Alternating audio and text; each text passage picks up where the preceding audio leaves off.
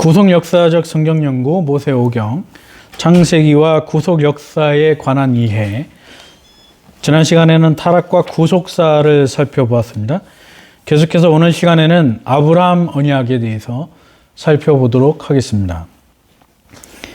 우리가 가지고 있는 교재 31페이지 중간에 보시면 아브라함 언약, 또 하나의 중요한 구속사의 흐름은 아브라함의 언약이다.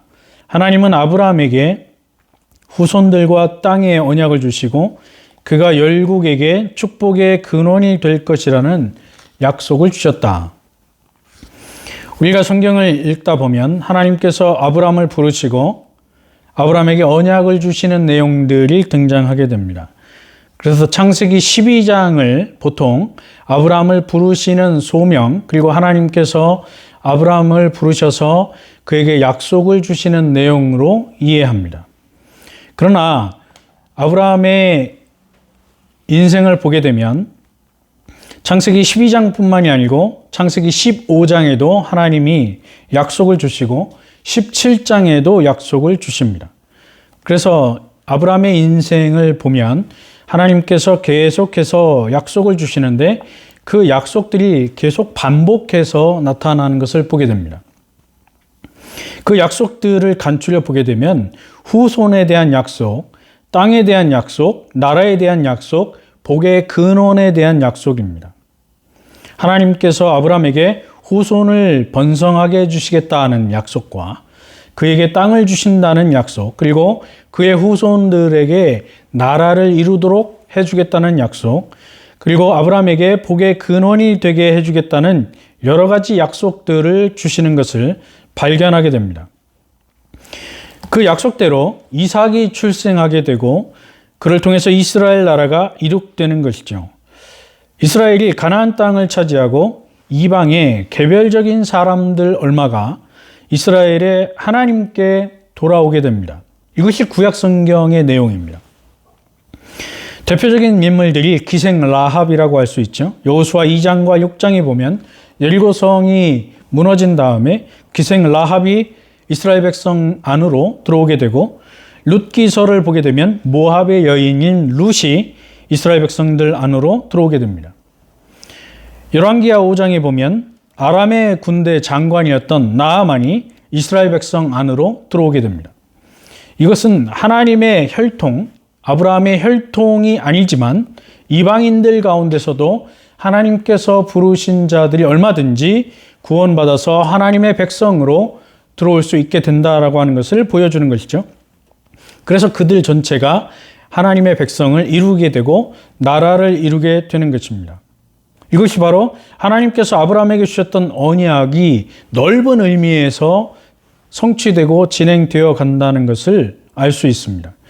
원래 아브라함에게는 아들이 없었습니다. 그러다가 하나님께서 그의 나이 100세에 이삭을 주셨고 그 이삭이 야곱을 낳게 되고 야곱이 12명의 아들을 낳게 되면서 그 12명의 아들을 통해서 하나님이 아브라함에게 약속하셨던 후손들, 그리고 번성, 나라에 대한 약속이 이루어지게 되는 것이죠. 31쪽 마지막 단락에 보시면 이 아브라함에게 주신 언약은 하나님께서 복음과 은혜로의 언약이다. 이 언약은 하나님께서 주권적으로 주신 언약이다. 하나님께서 아브라함에게 주신 언약은 양쪽에서 서로 이루어주는 그런 쌍방적인 언약이 아니고 일방적인 언약입니다. 하나님께서 아브라함에게 주신 언약을 자세히 들여다보면 아브라함의 노력과 아브라함의 공로로 이루어지는 언약은 하나도 없습니다. 하나님께서 일방적으로 주시겠다, 이루어 주겠다라고 약속하신 것이죠. 그래서 이 언약은 일방적인 언약입니다. 이 언약의 내용을 자세히 살펴보면 아브라함이 스스로 성취할 수 있는 것이 하나도 없습니다. 75세에 하나님의 부름을 받은 아브라함은 100세까지 자식이 하나도 없었습니다.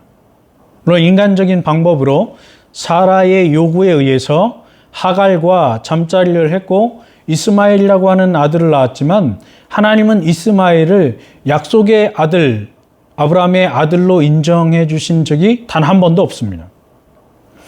또 갈대아 우르에서 하나님이 불러내셔서 가나안 땅에 가기까지 아브라함이 정복하고 땅을 사수하거나 차지한 적이 단 한 번도 없습니다.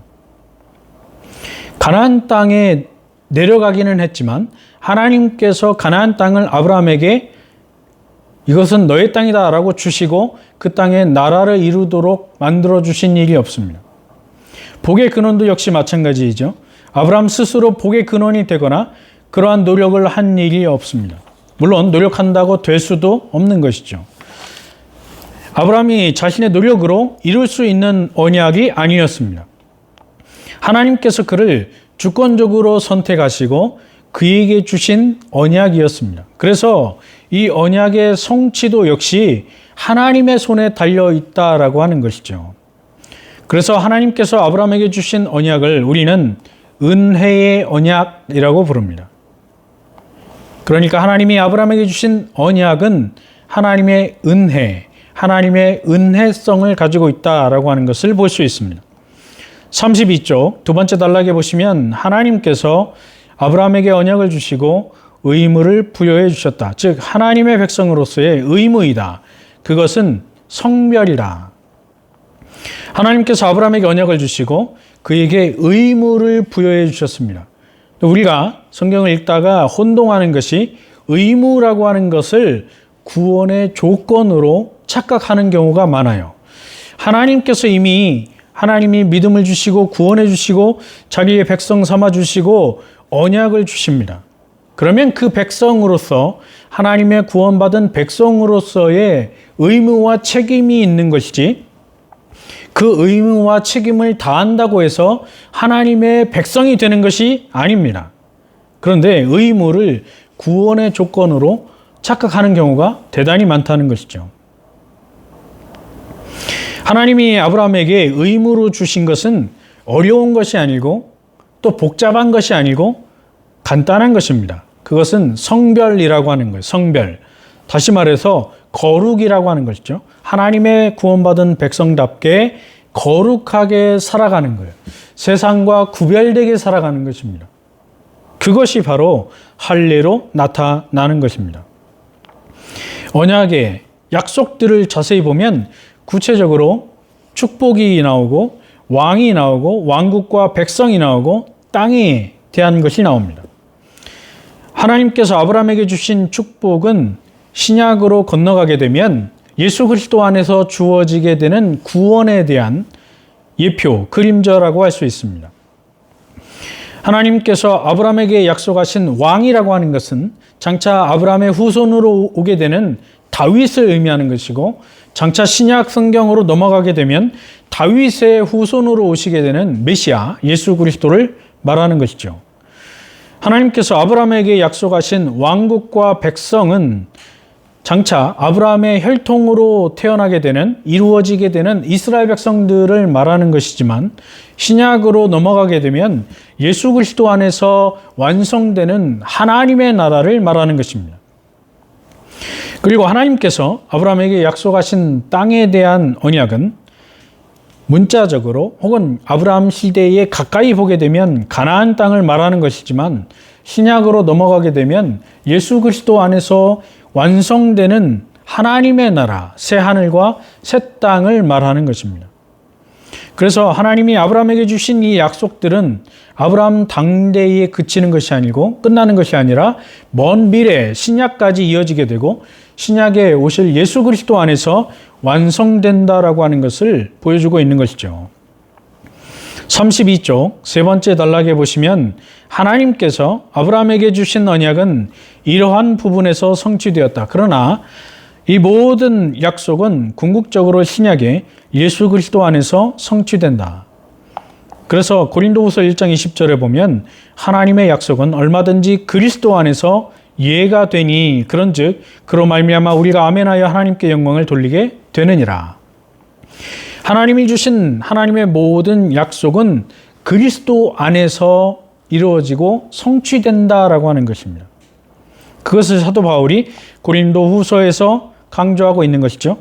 로마서 9장 8절에 보면 곧 육신의 자녀가 하나님의 자녀가 아니요 오직 약속의 자녀가 씨로 여기심을 받느니라.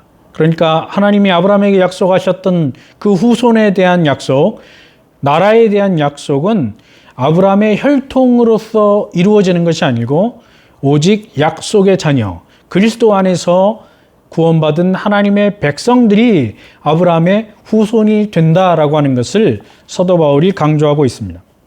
그러니까 아브라함의 혈통으로 메시아 왕국이 이루어진다라고 주장하는 모든 신학적인 사조들, 학자들의 이론들은 다 거짓이라고 하는 것을 로마서가 분명하게 말씀해 주고 있는 것이죠.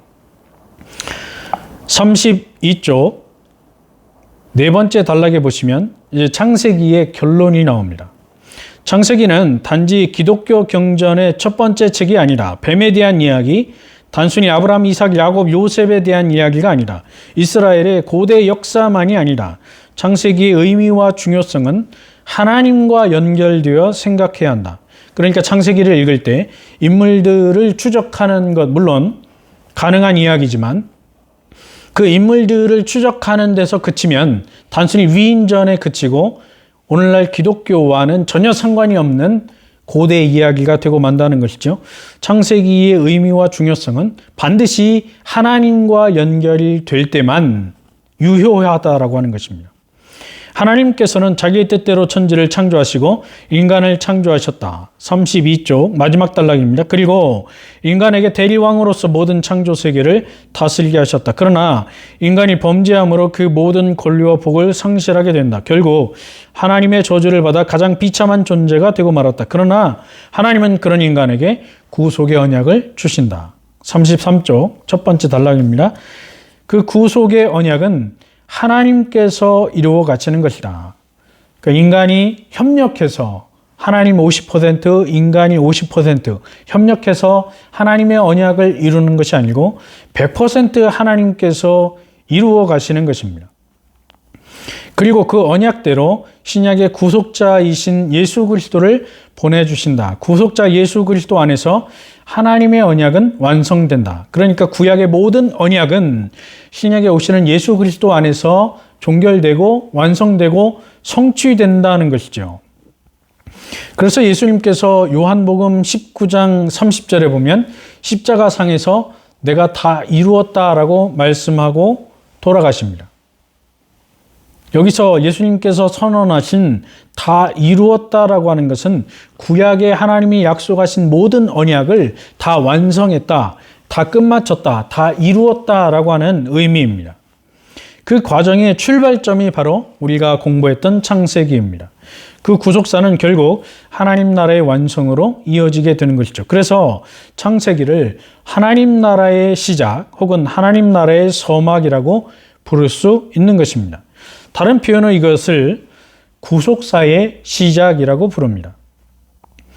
우리는 창세기를 대할 때 위인전식, 고대 이야기, 설화로 접근하지 말아야 합니다.